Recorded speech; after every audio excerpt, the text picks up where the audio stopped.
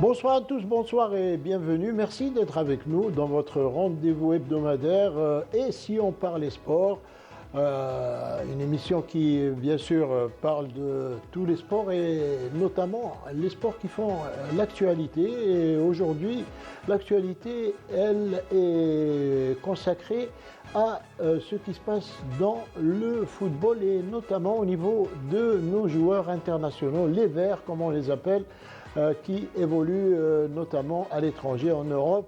Un sujet qu'on va développer très largement puisque quelquefois, ils n'évoluent pas toujours dans un milieu, dans un terrain hostile, si vous me passez l'expression. Et on va en parler avec nos invités. Ce soir, nous avons le plaisir d'accueillir un joueur qu'on aime beaucoup, qui est d'ailleurs venu plusieurs fois sur les plateaux de Canal Algérie, un ancien joueur du Mouloudia d'Alger. Il a évolué dans d'autres clubs, mais il a brillé au Mouloudia d'Alger et il a été formé en France et plus particulièrement au Paris Saint-Germain. Il s'agit de Qassem Mahdi qui est avec nous. Bonsoir Qassem. Bonsoir Redouane. C'est un plaisir d'être avec vous et surtout le plaisir de te retrouver dans une émission. La voix du direct me manquait. Vu qu'on a passé, je pense, pas mal d'années ensemble entre les terrains et la télévision. Donc, c'est un plaisir de partager cette émission avec vous. Merci Mahdi. Avec nous également un journaliste qui lui, suit avec beaucoup d'attention l'évolution de nos Verts, de nos internationaux à l'étranger. Il s'agit de Ramzi Mhamdi, journaliste qui est avec nous. Ramzi, bonsoir. Bonsoir Douane, bonsoir à notre invité et très heureux d'être parmi vous. Moi également, très heureux de vous accueillir. On parlait, avant d'aborder notre sujet qui concerne les Verts, tout d'abord, Qassem Mahdi, tout le monde vous connaît, tout le monde vous aime. Vous avez quand même joué dans un grand club où vous étiez l'un des, on va dire, des atouts majeurs de ce club, le Mouloudia d'Alger. Pendant quelques années, ça doit rester dans votre mémoire. Vous devez toujours vous souvenir des beaux moments que vous avez passés au Mouloudia. C'est sûr, comme on dit ici, c'est un club particulier. Je pense qu'il n'est pas comme les autres à une certaine ferveur, on va dire, que ce soit à l'extérieur ou que ce soit sur le terrain. C'est vrai que j'ai passé pratiquement 7 années au club qui ont été un plaisir. Même si c'est pas toujours facile de jouer dans ce club parce qu'il y a une certaine ferveur, encore une fois, une certaine pression au quotidien qui fait que dans l'obligation des résultats, on doit toujours être à la hauteur. Mais ça reste, on va dire, chez le joueur de football, jouer dans ce club, tu sens que tu joues au football, tu sens que tu fais du professionnalisme. Et puis, c'est des moments qui restent gravés dans la mémoire d'un footballeur quand on arrête, surtout comme aujourd'hui, quand tu arrêtes le football. Tu repenses toujours à ces moments qui ont été beaux, surtout quand on a gagné des titres dans ce club et qu'on a fait partie, comme tu dis, des gens qui ont marqué un peu l'histoire de ce club à notre période. Vous avez remporté des titres également avec le Mouloudia. Oui, 2 Coupes d'Algérie, j'ai perdu une finale et gagné une super coupe. Donc ça a permis aussi au club de rehausser son niveau au niveau des titres, au niveau du palmarès de Coupe d'Algérie. Donc ça fait toujours plaisir. En plus, on a laissé notre place, comme on dit, propre au sein du club. Donc c'est le plus important. Et on a une pensée pour quelqu'un que vous avez connu, qui est François Bracci, qui nous a quittés, qui a été votre entraîneur également. Oui, bien sûr, ça fait partie de la vie. C'était quelqu'un de bien, qu'on respectait beaucoup, comme tous les gens qui sont passés à l'issue de ce club. Donc on a toujours une pensée. Je voudrais aussi, pendant qu'on y est à ce moment-là, souhaiter le Shifa, le Jamal Mennad aussi, que j'ai eu comme entraîneur et pendant Ali quelques Fergani années, également. Ali Fergani, qui sont un peu malades en ce moment. Donc on leur souhaite un bon rétablissement, Inch'Allah, pour eux. Inch'Allah, en tout cas, on leur souhaite à tous un prompt rétablissement à tous les deux. Et Hamdi, Ramzi, vous connaissez bien les Verts puisque vous les suivez avec grande attention. Vous suivez leur évolution, notamment dans les championnats. Donc on aborde le sujet qui nous intéresse. Aujourd'hui, on peut dire que on a des internationaux qui brillent au niveau des championnats où ils évoluent. Je dirais même qui flambent. à l'image de Amoura à Wolfsburg. Le jeune Maza, Ibrahim Maza au Arte Berlin, c'est en deuxième division de Bundesliga. Il y a aussi les deux nouveaux de Marseille, Gouiri et Ben Nasser, et le retour surtout de Bentaleb. Oui, à Lille. À Lille, oui. Oui. Et, premier match après 8 mois.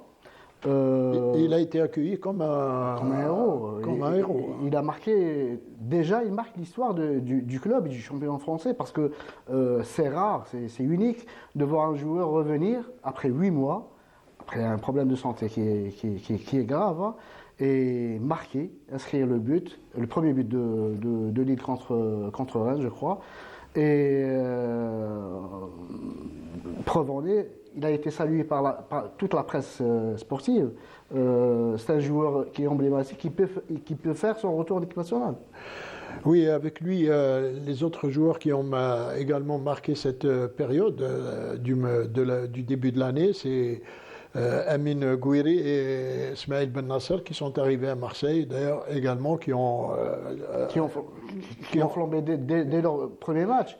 Qui ont allumé le feu, comme on dit à Marseille. Ben Nasser, dans l'entrejeu, il a été demandé et voulu par De Zerbi, le coach italien. Oui. Gouiri, il a marqué 2 buts. Hein. Et quel but? Oui. Dans leur match qu'ils ont gagné face à Saint-Étienne, le dernier match. Qassem Mahdi, vous qui avez joué, vous avez été formé au Paris Saint-Germain, vous avez joué dans le championnat de France. Cette période, on voit souvent nos joueurs briller. Est-ce que c'est dû au fait qu'après la trêve, il y a un regain de forme, ou bien à quoi c'est dû, d'après vous? Actuellement, pour les joueurs qui sont en France, c'est-à-dire qui sont en France et en Europe en général. Je pense que non, je pense pas que ce soit un rapport avec la trêve. Je pense que déjà l'arrivée de Gouiri et Ben Nasser, déjà il y a une chose qui est importante dans le football, c'est qu'ils sont arrivés dans un milieu où on va dire que l'équipe était déjà dans un aspect de confiance. Donc ça veut dire que l'adaptation peut se faire plus facilement. C'est-à-dire que quand tu arrives dans un club où l'Olympique de Marseille était quand même classé deuxième, était quand même sur une série positive de résultats, ça facilite l'arrivée du joueur. Donc c'est important. Ensuite, les autres, je pense que depuis le début de saison, on parlait d'Amoura, c'est quelqu'un qui est en pleine progression, il est jeune, à chaque fois il se développe. Donc je pense qu'il avait ses qualités de vitesse et ses qualités de vivacité qu'il est en train d'améliorer avec d'autres choses. Et le sens du but. Et le sens du but. Donc 9 buts et 9 passes D. Donc c'est très important. Je pense que les joueurs qui Amoura, qui étaient ici, qui avaient une qualité intrinsèque, quand ils étaient ici, ils peuvent que la peaufiner avec les championnats européens dans lesquels ils jouent. Donc je pense qu'actuellement, ce qu'ils sont en train de faire, c'est bien pour le football algérien, c'est bien pour l'équipe nationale aussi. Le retour de Bentaleb, personne n'y croyait. Et aujourd'hui, il est rentré, il a marqué. On a même vu les images de ses coéquipiers qui l'ont soutenu. Qui lui ont fait la haie d'honneur. Au premier entraînement. Je pense que c'est ces images-là qu'on doit garder dans le football, des images de bonheur. Quand on voit quelqu'un qui devait arrêter et qui aujourd'hui renoue avec le succès, je pense que c'est ces images-là qu'on doit transmettre aux gens qui aiment le sport et qui aiment le football, comme quoi tout est possible. Et je pense qu'au niveau football, pour l'équipe nationale, ça peut être qu'un plus que ces joueurs-là soient en forme. C'est de bon augure pour l'équipe nationale, avec les prochains objectifs, les échéances qui attendent l'équipe. Surtout Redouane, parce que quand tu regardes la moyenne d'âge des joueurs dans lesquels on est en train de citer, c'est une moyenne d'âge qui est jeune. Donc ça veut dire que pour l'avenir de l'équipe nationale, c'est très intéressant, premièrement. Sans oublier Maza, sans oublier Rami Ben Sebaini qui flambe à Dortmund. Dorval également. Ouais, sans oublier aussi Boudaoui qui flambe à Nice. Donc ça veut dire qu'on a une équipe d'avenir qui va être très intéressante au niveau de l'équipe nationale. J'espère qu'on saura comment peaufiner tout ça pour arriver à l'objectif de l'équipe nationale. Et bien sûr, tous ces joueurs, Ramzi, Mhamdi seront des atouts forts hein, pour l'entraîneur national, puisque lui également doit suivre avec grande attention l'évolution de ces joueurs-là. Oui, j'aimerais pas être à sa place à l'heure des choix. Il y a l'embarras du choix dans tous les secteurs de jeu, sauf je dirais, dans le poste de gardien de but où on a Mandrea, on a Okidja qui souffre en France, à Caen, quand ils sont derniers. Ils luttent pour leur survie en Ligue 2. On n'a que Gendouzi pour le moment qui tient la route. Si on parle des cadres, on va parler de Bounjah, Mahrez. Il a fait un grand match en Ligue des Champions face à Brahimi. Il a fait une passe D, un but. Si on parle de Brahma, il vient de débuter dans son club. En Ligue 2, oui, mais c'est un club ambitieux qui veut jouer la montée. La montée, il oui. n'y a pas de grande différence là-bas, dans les pays du Golfe, entre la Ligue 2 et la Ligue 1. Hein. Moi, j'aimerais rajouter une parenthèse. Hein, pour le fait qu'on est à ce niveau-là, au niveau du poste de Berrahma et tout, on ne peut pas oublier Youssef Belaïli à l'Espérance qui est en train de faire de grandes choses. Je pense que on l'oublie un peu parce qu'il était chez nous l'année dernière. Il y a un petit point d'interrogation concernant le sélectionneur. C'est lui qui... non, mais je veux dire, quand tu regardes ses performances footballistiques actuellement, il y a encore 3 jours, c'est lui qui fait gagner la Super Coupe de Tunisie à l'Espérance avec une passe décisive et un but. Donc je veux dire, quand on était sur l'allée d'avoir un choix étoffé pour le sélectionneur, je pense qu'il est parmi les joueurs qui y sont... Alors, justement, pour illustrer cette flambée des joueurs de notre équipe nationale et qui sont en train de faire des merveilles dans leur club, je vous propose de suivre ce sujet préparé par Sarah Derbel. Gouiri, Ben Nasser, Amoura, Maza, Hadj Moussa, Aouar et j'en passe. Marche sur l'eau. À moins d'un mois de la reprise des qualifications de la Coupe du Monde, le moins que l'on puisse dire, c'est que les Verts entament cette phase retour par la plus belle des manières, à commencer par les nouvelles recrues marseillaises. Prêté par le Milan AC, Ismaël Ben Nasser, qui, en seulement 2 matchs, s'impose déjà comme le maître à jouer du club phocéen. Et ne sent pas du reste à l'image de Maza, dans la simplicité, mais surtout l'efficacité, présage d'un avenir dans les plus grands clubs d'Europe. Le petit lutin Amoura qui ne cesse de voir sa cote grimper avec Wolfsburg et qui fait partie des jeunes lots de Petkovic, ainsi que Hadj Moussa, brillant en Ligue des Champions avec Feyenoord et qui peut apporter ce brin de folie au vert. Direction les pays du Golfe où Bounedjah, Aouar, Attal, Riyad Mahrez ainsi que le nouveau venu dans le championnat saoudien, Saïd Benrahma, s'éclatent avec leurs clubs respectifs. Ces 5 joueurs font partie de la colonne vertébrale des Verts et sur qui Petkovic pourra compter le mois de mars prochain. Enfin, il ne faut pas oublier le retour de Ben Taleb à la compétition. Après des mois d'arrêt à cause de son problème de santé, il serait peut-être intéressant de le voir. Pas pour le prochain regroupement, mais pour les suivants, vu que la sélection nationale aura besoin de toutes ses forces vives pour composter son ticket pour le mondial.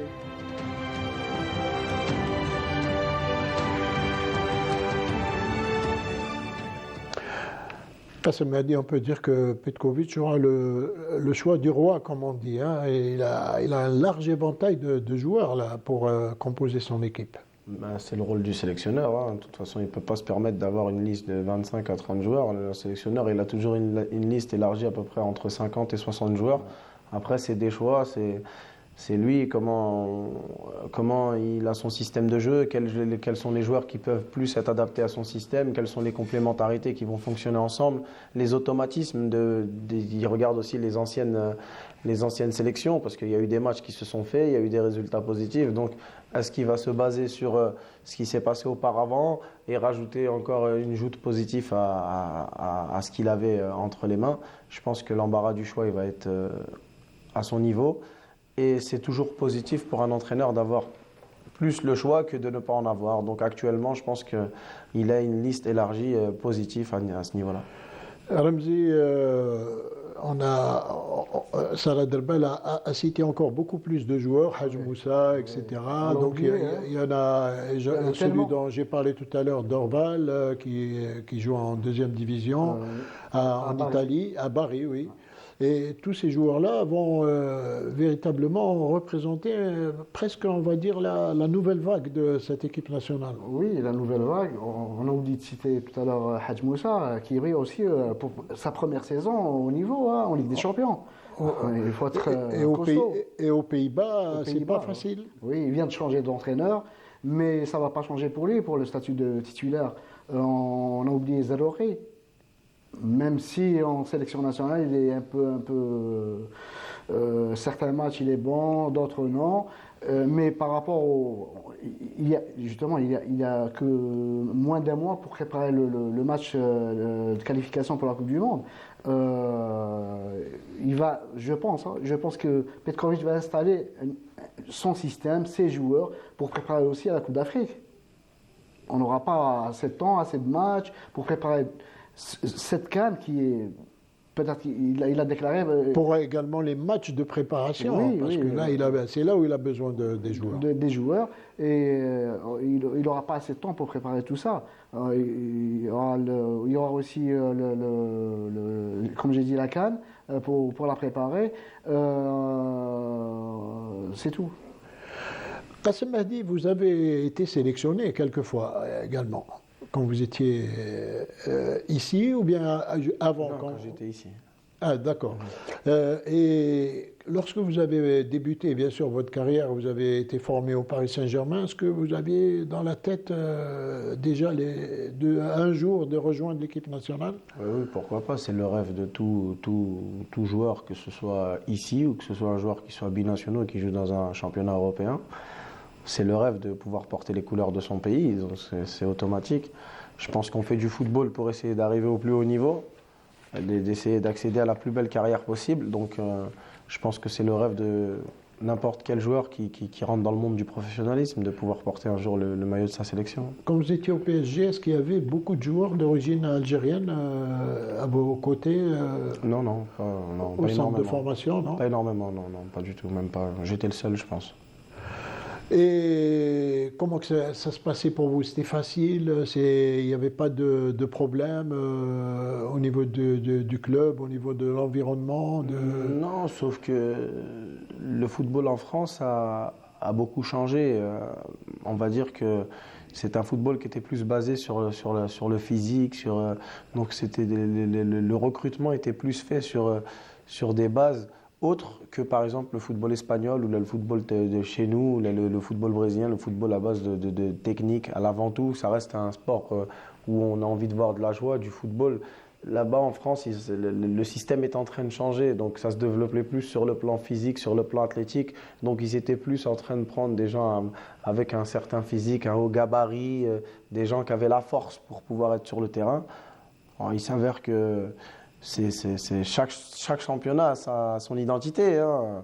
Et aujourd'hui, je trouve qu'on est en train de renouer en France avec les qualités qu'il y avait avant. Les qualités techniques? Oui, c'est ça. Donc, oui. Quand tu revois un peu plus le recrutement de certains joueurs, comme actuellement à Marseille, quand tu vois le recrutement de Gouiri, de Benasser, ils apportent ce côté technique que nous, on a, que ce soit inné chez nous. Qui est très recherché en ce moment. Donc, quand tu vois le recrutement de Gouiri, qui ne prennent pas un avant-centre qui soit solide, je veux dire comme le profil par exemple d'un Haaland ou comme à l'époque il y avait le profil d'un avant-centre costaud ou quoi, ça veut dire qu'on retrouve un peu ce côté technique qui laisse plus de plaisir à regarder un match que quand tu vois beaucoup de force sur un terrain. Et vous, quand vous avez débuté, vous avez débuté toujours au même poste, parce qu'il y a beaucoup de joueurs qui changent de poste. Ils débutaient défenseurs, ils deviennent attaquants, milieu de terrain. Moi, je suis toujours resté dans la zone du milieu de terrain. Vous avez toujours été dans l'entrejeu. Ouais.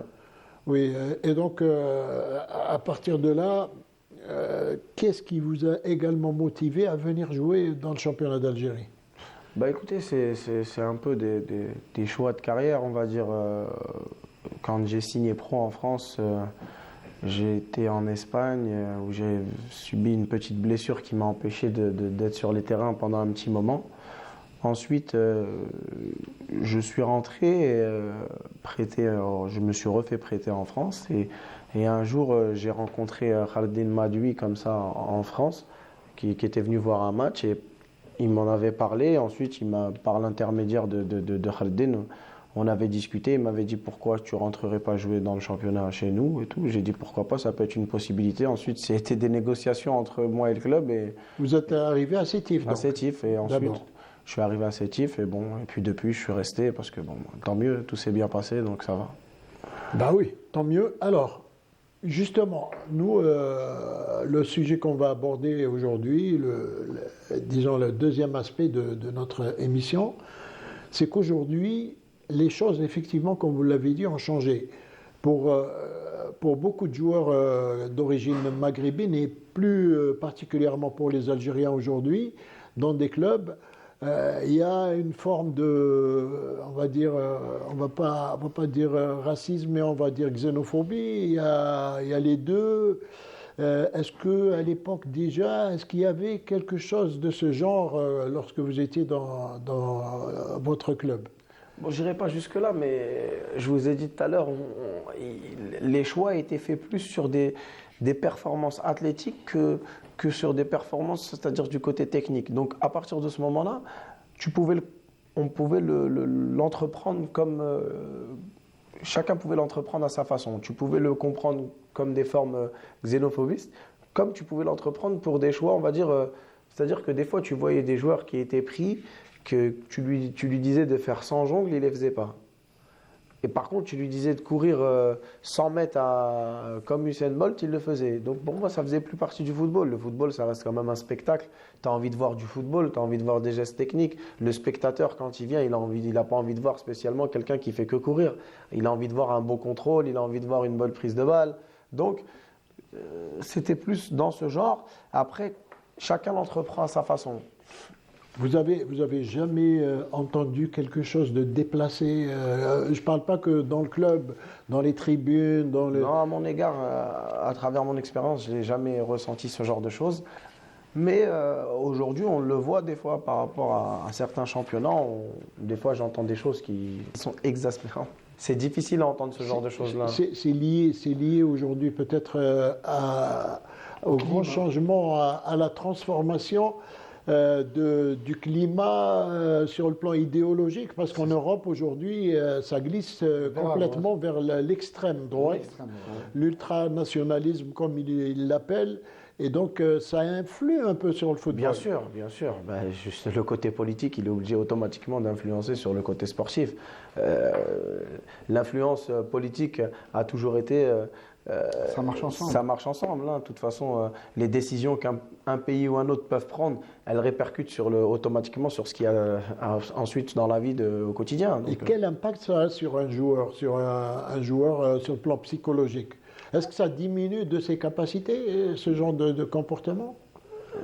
J'ai envie de te dire, Redouane, il y a des joueurs, c'est sûr, qui vont être diminués sur le plan psychologique. Après, il y a des joueurs qui sont plus forts. Tout dépend de sa force de caractère. Mais c'est sûr que d'entendre ce genre de choses, ça reste quand même... c'est pas beau à entendre. Surtout quand on est jeune. C'est sûr. Et quand on démarre... Un exemple, il est tout récent. C'est le joueur de Bari dont on parlait tout à l'heure, Dorval, qui est sorti en larmes, en pleurant. Vous allez nous raconter. Oui, il subit du racisme, pas par le public, mais par un adversaire. Un adversaire, un Italo-Argentin. Sampdoria. Il s'appelle Vasquez. Vasquez. Il s'appelle Vasquez, exactement. Près de chez nous, on a l'exemple de Attal. Pour un poste de soutien à Raza. Ah ben lui, ça a été une très très grande cabale.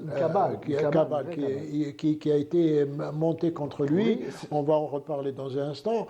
Mais je voudrais qu'on parle de Dorval, parce que Dorval plutôt. Il est jeune.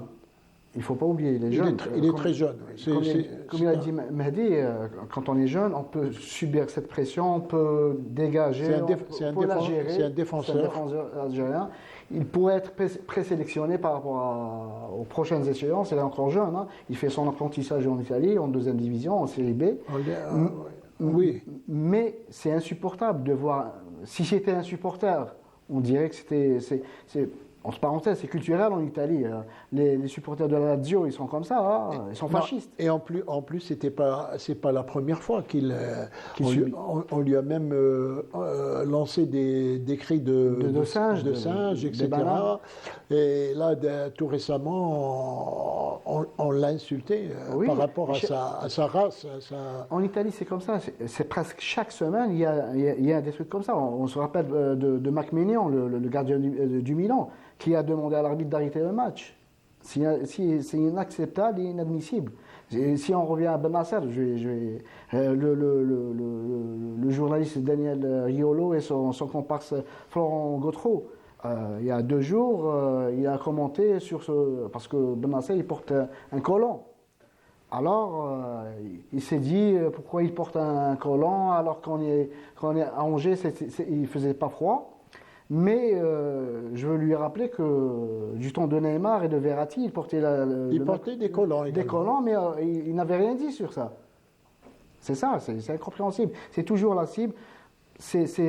Comment dire, quand on est algérien, musulman, et quand on est français, on veut toujours plaire à ce qui se passe dans la société. Et politiquement, c'est correct maintenant de dire que c'est incorrect de porter un collant. Oui, mais en dehors de ça, aujourd'hui, le joueur algérien est sous pression. Qassem m'a dit, ça on peut pas l'ignorer, on peut pas l'occulter. Il est aujourd'hui sous pression. Il y a eu le cas, bien sûr, de Youssef Attal, que vous avez tous connu, qui était devenu vraiment l'ennemi public numéro 1 pour quelque chose Pour un poste de soutien à Gaza. de soutien à quelque chose de banal, soutien à la Palestine. C'était légitime de faire ça. Voilà, donc, et aujourd'hui, tout joueur qui s'inscrit dans cette option, dans cette lignée, eh bien, est traité de tous les noms. Qassem. C'est dommage, parce que les gens on oublie que le football, ça reste un sport. Et aujourd'hui, c'est le sport numéro 1 dans le monde entier, pratiquement. Même dans les pays où le football n'était pas d'actualité, comme les États-Unis et tout, tous ces pays-là font en sorte qu'aujourd'hui, le football soit le numéro 1 dans chaque pays. Donc du coup, c'est dommage parce qu'ils en oublient que les enfants aiment le football, que les gens regardent le football, que le football est une passion. Et quand tu vois que ça se répercute sur des choses entre guillemets racistes, ça devient triste en fait. Mais ce qui est aberrant, c'est qu'on dit, on est dans le deux poids deux mesures et la contradiction. On dit que le football doit être apolitique alors qu'il est politisé en fait, puisqu'il est sous l'influence de l'extrême droite dans tous les pays d'Europe et plus en France encore. Oui, c'est sûr. C'est ce qu'on disait. C'est une répercussion sur le plan politique. Hein. De toute façon, quand on voit le cas Attal, on ne peut pas nier que ça n'a pas de répercussion sur le plan politique. Avoir un soutien à X ou Y ou pays ou à X ou Y personne, ça ne regarde que la personne personnellement. Ça n'a rien à voir. Ça n'a aucun manque de respect envers le pays dans lequel il est ou dans lequel il travaille. Ça ne regarde personne, ça regarde que sa propre personne. Et le cas Youssef Attal, normalement, c'était à la fédération d'abord de réagir, alors que contrairement à cela, c'est des hommes politiques qui ont obligé la fédération à le J'aurais sanctionner. aimé que dans le cas Attal, même la FIFA ait son mot à dire. Parce que le football, quand tu signes un contrat, ton contrat de travail, il est lié par les liens du football. C'est-à-dire que ce qui se passe dans le club, dans le football, sur le terrain, ok, la fédération a son mot à dire, le club peut se défendre, mais tout ce qui est vie privée, ça ne les regarde pas, ni le club, ni la... Donc j'aurais aimé que la FIFA, normalement, puisse défendre le cas Attal. Pire que ça, Nice n'a pas soutenu Attal, il ne faut pas l'oublier. Oui, ils l'ont lâché Ils complètement. l'ont lâché complètement. Oui. Ils l'ont mis au carreau. Non, pas au carreau, mais ils l'ont laissé tomber, je pense. Il y a aussi, si on parle de xénophobie, de racisme anti-musulman, on peut citer la banderole du PSG, hein, dernièrement qui a soutenu la Palestine. On n'a pas voulu de ça. Le tifo qu'ils ont mis et qui avait également soulevé un tollé de la part des politiques et après de la fédération qui a interdit. Et maintenant, on interdit aux supporters de rentrer avec des tifos de soutien, alors que moi j'ai vu beaucoup de spectateurs qui rentrent avec des drapeaux ukrainiens. Oui. Donc, C'est on pas leur la- dit rien, Il y a deux poids, on deux dit mesures, rien hein. à cela, on dit C'est pas la oui, même couleur, c'est pas le pourquoi même continent, d'autres c'est pas la même religion. Il faut dire les choses telles qu'elles sont. Hein. C'est ça. On n'aime pas trop soutenir les causes justes. Nous, aujourd'hui, pourquoi on en parle? Parce qu'on veut défendre nos internationaux qui sont sur les terrains, parce que ça porte un sérieux coup aux joueurs sur le plan psychologique. Ça les empêche d'évoluer. Même à leur progression. Voilà. Attal était destiné à jouer dans les grands clubs européens, en Angleterre, en Espagne, mais il joue aujourd'hui à Al-Sadd. D'accord, c'est un grand club au Qatar, mais c'est pas le Real Madrid ou le PSG. Hein. Mahdi, Moi, je suis d'accord un peu. Je suis d'accord sur le fait que c'est vrai que la progression, par exemple, quand tu vois Attal, la première année ou la deuxième année, il était lié dans le championnat anglais. On parlait de lui dans les grands clubs, dans les cadors du championnat anglais. Pareil, dans les cadors du championnat espagnol. Aujourd'hui, malheureusement, il se retrouve quand même dans un grand club qatari, Oui. même si c'est vrai que c'est pas un club européen. oui, il n'est pas sous les feux des projecteurs, Oui, comme on c'est dit. sûr. Mais bon, Il est moins moi, médiatisé. Je pense que aujourd'hui, là où il est, il faut croire en son mektoub, comme on dit. L'Aralb, il a été. C'est comme ça, c'est malheureux. Hein. C'est malheureux de pouvoir parler du football et de pouvoir mélanger le football à ce genre de discussion. Parce que le football, c'est un loisir. Quand tu passes en voiture n'importe où, tu vois des stades pleins avec des enfants qui s'entraînent, qui jouent et tout. Donc je pense qu'il faut surtout Oui, revenir à mais certaines malheureusement, valeurs. ça existe dans Oui, non, mais je sais que ça existe. Ça existe dans certains pays européens. oui. Moi, je peux citer l'Angleterre où les joueurs n'ont pas de N'ont pas gros de soucis, problèmes. On non, voit non. Mohamed Salah Non, mais même qui joue à Liverpool. le premier exemple que tu peux citer, Redouane, par rapport à l'Angleterre, quand les joueurs font le ramadan, ils arrêtent le match pour Au que moment du- au moment du du jeûne. jeûne. Donc, c'est-à-dire que Mais en France, c'est interdit. c'est interdit. Voilà. En France, c'est interdit. On a vu, on voit des fois des images à la télé, tout le monde suit. Hein. Quand tu vois que même aux États-Unis, à New York, les gens font la prière dehors et qu'on ne dit rien, donc malheureusement, accepté, c'est c'est accepté. C'est ce qu'on appelle, C'est naturel. c'est ce qu'on appelle la liberté. Exactement. Et xénophobie dans le football, et notamment envers nos joueurs, eh bien, un sujet préparé par Fethi Bennali. Alors que le football est censé rassembler, en France, il reste encore marqué par des préjugés et des discriminations. L'arrivée d'Ismaël Ben Nasser et d'Amin Gouiri à l'Olympique de Marseille a suscité et déclenché une vague de réactions hostiles sur les réseaux sociaux. On pouvait lire des tweets comme « Encore des Algériens » ou encore « Marseille devient l'équipe nationale d'Algérie ». Des critiques qui n'ont rien à voir avec le football, mais qui rappellent une réalité persistante. La xénophobie et le rejet des joueurs d'origine algérienne dans le championnat français est bel et bien présente.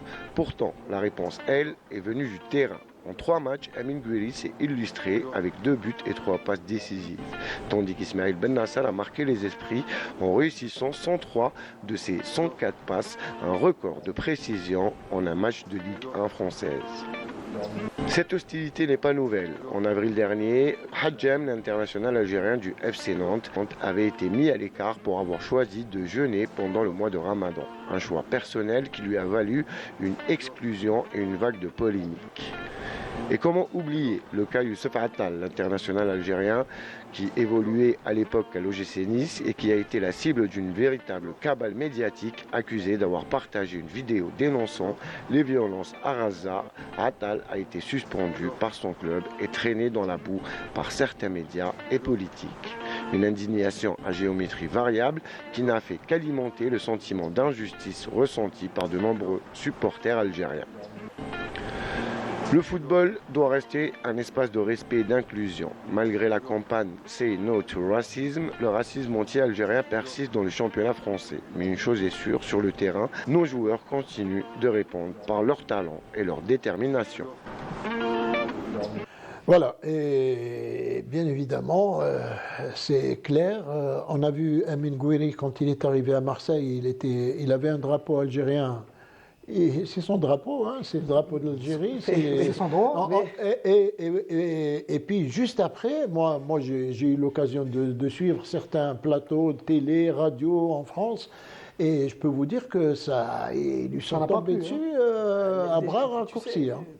Redouane, il faut que tu saches une chose. Je pense, hein, quand on est dans cette parenthèse, je pense que le choix d'Amin Gouiri et le choix d'Ismaël Benasser, il a été aussi fait en fonction de ce qu'on est en train de dire. C'est-à-dire que quand il est en train de jouer à Marseille, il va moins le ressentir que si, par exemple, il était dans un autre club en France.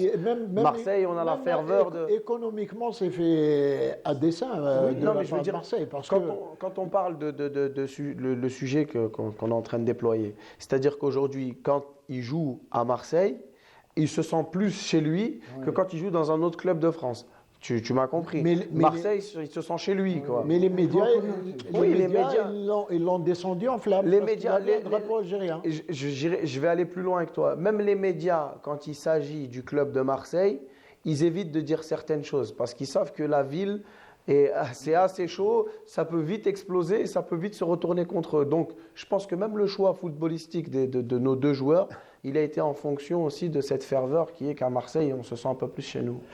Oui, tout à fait. Et là aussi, on a parlé du 2 poids et 2 mesures, on accepte d'autres drapeaux, on ne va pas les citer, mais celui de l'Algérie dérange. Hein. Oui, j'aimerais bien voir le préfet de Marseille quand il y aura des milliers de supporters au Vélodrome avec les drapeaux algériens. 60% des supporters qui sont au Vélodrome, ils sont d'origine algérienne. Oui. Là, il y a tout le temps le drapeau algérien au Vélodrome. Mais il y aura plus avec la venue de Gouiri Benasser. Leurs prestations, leurs 2 matchs qu'ils ont joués, prêtent à dire qu'ils seront très soutenus. Même, je disais tout à l'heure à Mehdi, sur le plan économique, et même le merchandising du club, vous allez voir les maillots de Benasser et de Gouiri qui vont flamber. Surtout, et moi j'aimerais rajouter une parenthèse, je pense que le cas Attal, s'il n'était pas à l'OGC Nice, s'il aurait été à l'Olympique de Marseille, ce ne serait pas passé de la même façon. Vous savez pourquoi? Parce que Nice est une ville qui abrite tous les anciens nostalgiques de l'Algérie française et de l'OAS. Et donc ils sont tous là-bas. Vous n'avez qu'à voir le maire de Nice, les députés qui sont à Nice. Ils sont tous... vous regardez leurs origines, vous allez tout comprendre. Si on connaît un petit peu la France, les Bouches-du-Rhône, le port de Marseille, les derniers qui sont partis de l'Algérie, ils ont débarqué à Marseille. Après, ils sont partis à Martigues, à Toulon. Donc, c'est ça. Donc, il y a une grande communauté d'expatriés d'Algérie qui sont partis en France, qui sont revenus en France. Alors, d'après vous, Qassem Mehdi, la meilleure destination pour nos footballeurs aujourd'hui, c'est plus l'Espagne, l'Angleterre que la France, peut-être. Déjà, pour moi, footballistiquement, nos qualités ressemblent plus au championnat espagnol. Et même anglais aujourd'hui, parce qu'il y a même beaucoup anglais, de... oui, mais je veux dire, l'Espagne, ça reste quand même un football. Le football reste quand même un peu plus rude. Voilà, mais il s'est développé sur le côté technique ces dernières années, effectivement. Mais je veux dire que le championnat le plus approprié à ma façon reste quand même le championnat espagnol. Il y a plus de football, on voit plus de redoublement de passes, on voit plus de technique, quoi, entre guillemets. On le voit avec Aït Nouri qui flambe avec les Wolves. Ah oui. Avec on l'a oublié, alors c'est un sacré joueur. Sacré joueur et qui apporte. Qui apporte beaucoup à l'équipe. Non, et puis pour revenir à notre sujet, en Angleterre, il est à l'aise. Ils ne connaîtront pas ce problème. Non. Bah oui. De xénophobie. La preuve est, pendant le jeûne, ils arrêtent le championnat pour que nos joueurs puissent casser leur jeu. Il y a plus de respect. Donc il y a beaucoup de respect à ce niveau-là. Et tout le monde respecte la tenue. On a vu Mohamed Salah. Et puis Redouane, il y a un point qu'il faut certifier qui est très important. C'est même l'arrivée de nos joueurs dans le championnat saoudien ou qatari. Puisque quand tu regardes le championnat saoudien ou qatari, on a quand même un large effectif qui est là-bas. Brahimi, il y avait Bounedjah, il y a Hawar. il y a Mahrez, c'est-à-dire que nos joueurs cherchent aussi ce côté où ils sont dans un climat sain, c'est-à-dire dans un climat musulman où ils se sentent chez eux. Donc il ne faut pas oublier que dans ces championnats actuellement, on a une capacité de joueurs qui sont en train de se diriger vers ces championnats facilement. En plus de l'argent qui coule à flot, ils ont aussi la possibilité de pratiquer leur religion sans contrainte. Et c'est important. Et oui, et Ramzi, d'autres joueurs peut-être d'avenir dont on peut parler Il y a aussi le jeune Chiecha. Chiecha qui, certes, qui commence avec Copenhague et tout.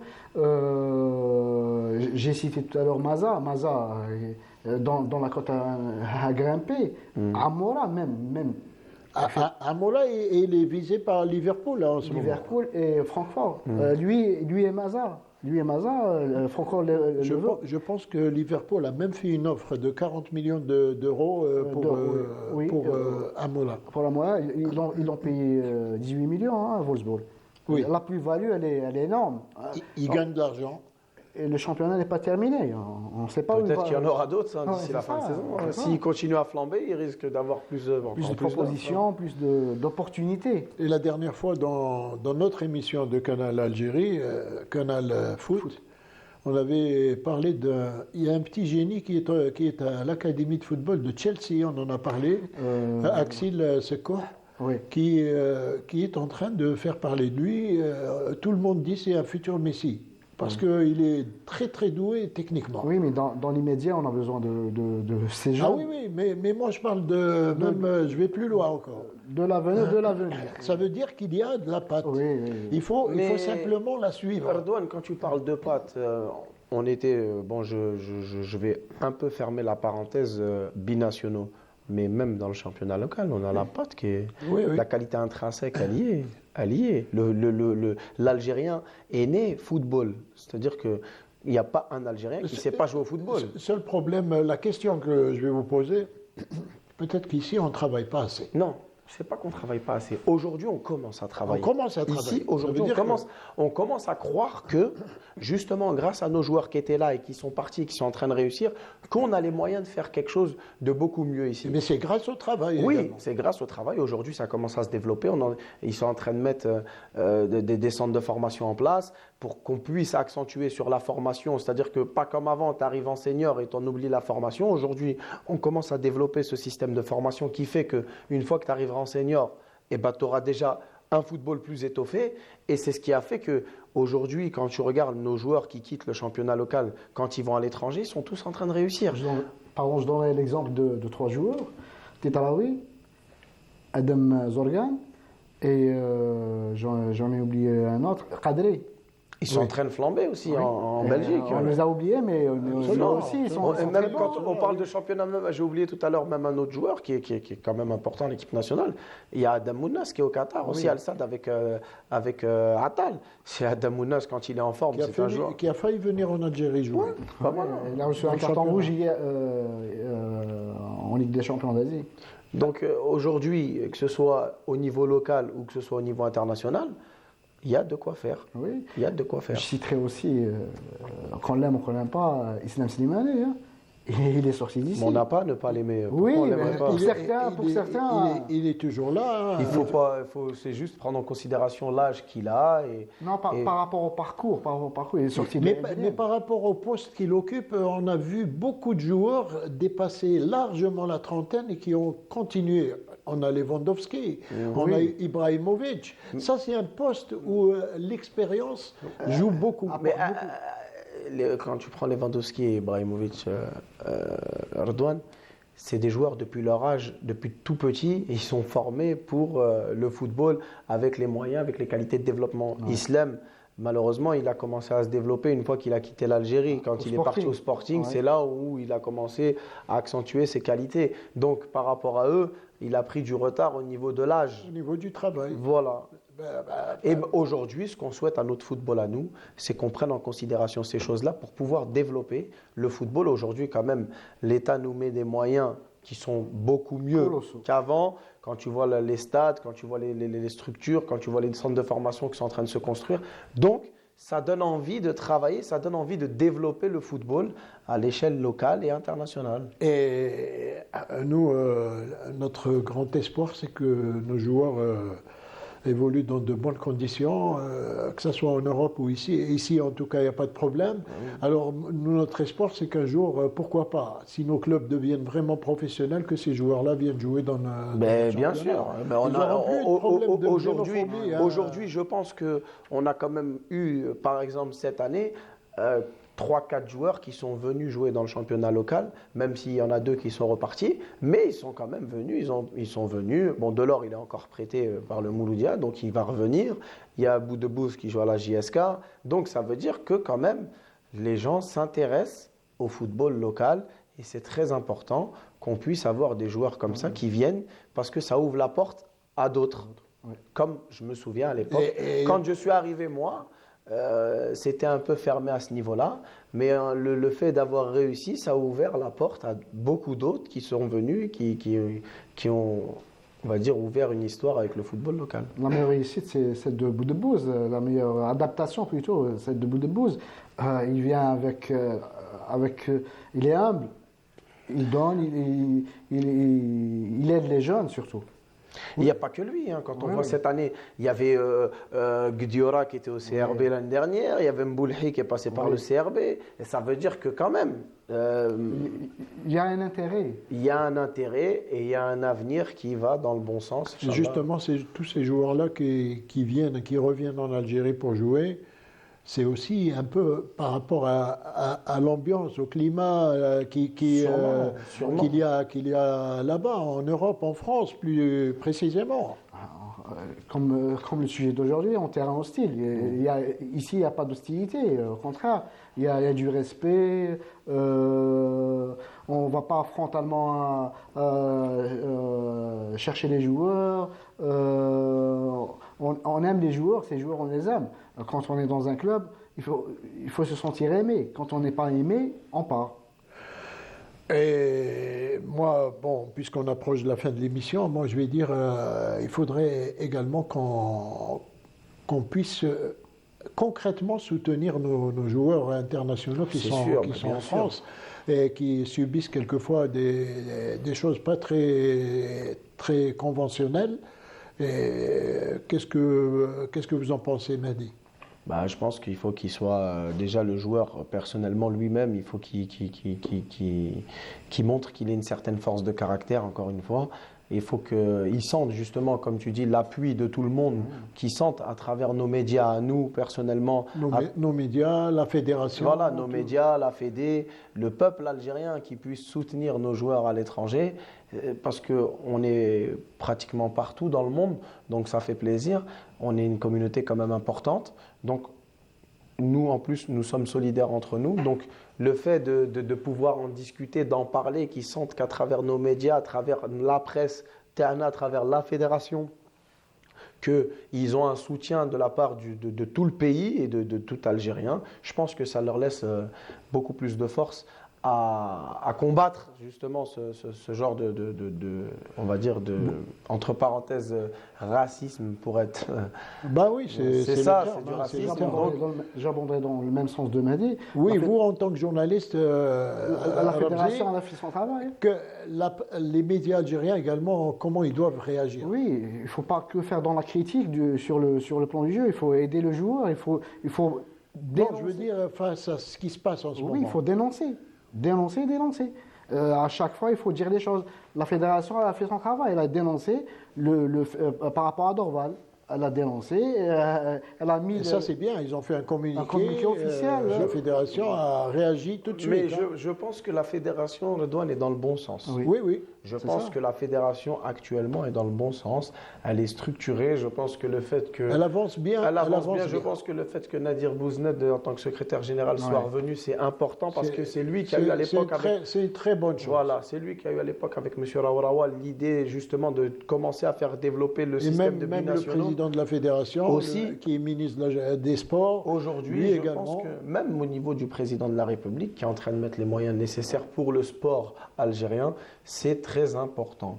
Il faut que nos jeunes pensent à ce que le football c'est important, c'est important. Même tous les sports algériens sont importants parce qu'on le voit à travers d'autres compétitions qu'on est à la hauteur à chaque compétition internationale. Donc, il faut qu'on puisse développer le sport au niveau du pays et je pense que nous sommes sur la bonne voie. Juste un point, il faut pas, par rapport à nous, aux médias, il ne faut pas toujours dire que les binationaux, ce mot m'horripile, les binationaux, ils sont algériens comme nous. On est tous algériens. Ils sont algériens. Ils sont algériens. Avant tout, ils sont algériens. Ils sont algériens. Il faut les soutenir. Il ne faut pas dire qu'ils viennent pour l'argent, parce qu'ils n'ont pas leur place en équipe de France, ils viennent en Algérie. Non, ils aiment ce pays. L'exemple, il est à côté de nous. On ne choisit pas où est-ce qu'on est, Redouane. C'est vrai ou pas? Oui, tout à fait. Si j'étais né ici, je serais né ici. J'ai été là, j'ai pas choisi où est-ce que j'étais né. Mais je suis algérien. Et le meilleur exemple, c'est lui. Voilà. Il a joué dans plusieurs clubs, Il avait la possibilité de de grands jouer. clubs, Sétif, Mouloudia d'Alger. Il a même joué à l'USM Blida, qui était un club légendaire également. L'USM Blida, même s'ils sont en bas, Malheureusement. on espère qu'ils vont remonter. Inch'Allah. Voilà, donc en tout cas, merci à vous d'avoir été avec nous pour parler de ce sujet. Ramzi Mhabdi, Merci à toi. je le rappelle, journaliste, et également Qassem Mahdi qui n'est pas présenté. Très bon joueur que j'ai beaucoup apprécié. Merci. Dans tous les clubs où il a été, avec beaucoup d'abnégation et beaucoup de modestie. Qassem Mahdi, on espère de vous revoir très bientôt sur Canal Algérie. Oui, pourquoi bien sûr. pas? Pourquoi pas? Ce que je souhaite, en tout cas, ça m'a fait plaisir d'être parmi vous. Et aussi, ça m'a permis de te revoir, donc c'est important. Et Ça me aussi, fait je plaisir souhaite également. que ces sujets soient encore plus développés et on espère à l'avenir qu'on puisse développer notre football à nous et qu'on puisse encore marquer l'histoire du football au niveau algérien. C'est très important. Merci à vous en tout cas et merci à vous, chers téléspectateurs, de nous avoir suivis.